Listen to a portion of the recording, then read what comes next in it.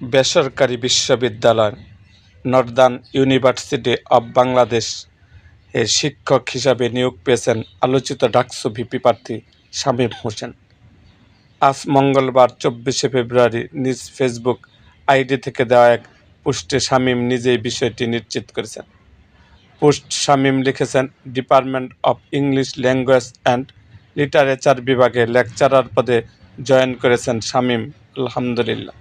উল্লেখ্য, শামীম ঢাকা বিশ্ববিদ্যালয়ে ইংরেজি বিভাগ, ঢাকা বিশ্ববিদ্যালয় কেন্দ্রীয় ছাত্র সংসদ ডাকসু নির্বাচনে সহসভাপতি ভিপি পদে স্বতন্ত্র প্রার্থী হিসাবে বেশ আলোচনায় ছিলেন।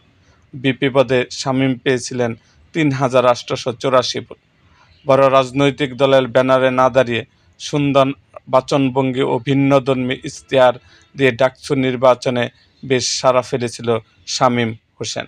এরকম আরও ভিডিও পেতে এবং রাজনৈতিক অঙ্গনে নানা ঘটনা ও ইতিহাস জানতে আমাদের মুক্তাগাছার ইতিহাস মিডিয়া ইউটিউব চ্যানেলটিকে সাবস্ক্রাইব করুন এবং পাশে থাকা বেল আইকনটি বাজিয়ে দিন।